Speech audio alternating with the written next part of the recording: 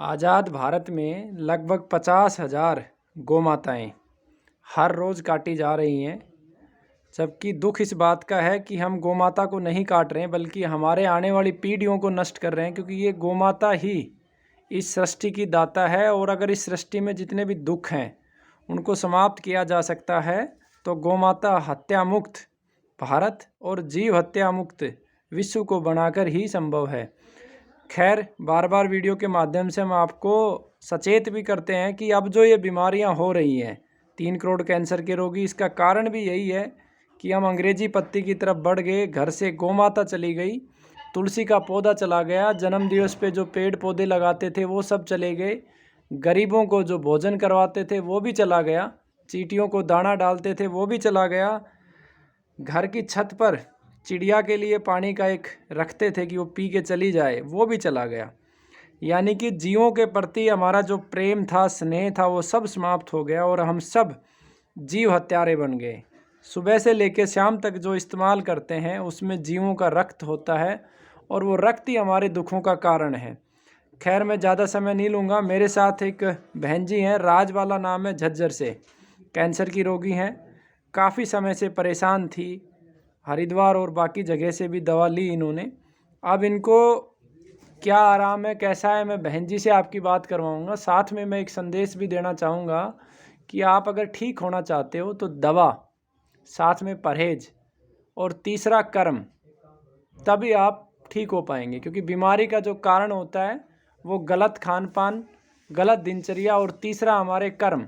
जाने अनजाने में हमसे जो गलत कर्म होते हैं, चींटियों को मार देते हैं, जीवों को मार देते हैं, गलती से जो मर जाते हैं, उसको सुधार सकते हैं उन जीवों की रक्षा के माध्यम से ही। गलती तो किसी भी से भी हो सकती है संसार में, लेकिन सुधार सकते हैं उनके माध्यम से।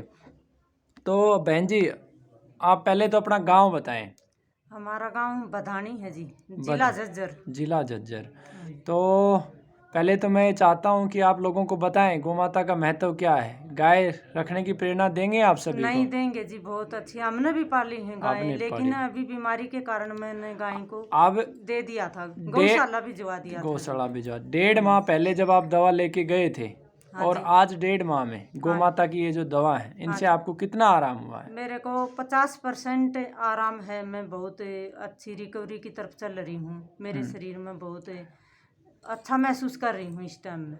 तो ये दर्द कहाँ कहाँ पे होता था आपको? दर्द मेरी एक ब्रेस्ट का ऑपरेशन हुआ है जी। मेरे को जख्मियों का तो था, पूरा हिस्सा मेरा सुन्न था, जो हाँ। हिस्सा सुन्न था अब उसमें कुछ हाँ, आराम? अब बिल्कुल ठीक हो गया है, थोड़ा सा रह रहा है जी। उसमें भी मतलब पेन मेरे को महसूस होता, जैसे जैसे पेन बढ़ता मैं ठीक होती चली आती हूँ। ठीक होती चले हाँ। आते हैं। तो आप खुद देख सकते हैं कि कहाँ हम जीवों को मार रहे हैं और मांसाहार की तरफ बढ़ रहे हैं और प्रकृति के विरुद्ध आचरण कर रहे हैं। और दूसरी तरफ उसी गौमाता के माध्यम से, उसी तुलसी के माध्यम से, उन्हीं पेड़ पौधों और वनस्पति के माध्यम से कैंसर जैसे भस्मासुर, मैं तो ये कहूँगा कि कैंसर एक भस्मासुर है जिसका उपचार दुनिया में सबसे ज़्यादा मुश्किल है। एलोपैथी की बात करें तो बड़े बड़े हॉस्पिटल मिल के भी 2, 3, 4% से ज़्यादा रोगियों को नहीं बचा पा रहे हैं।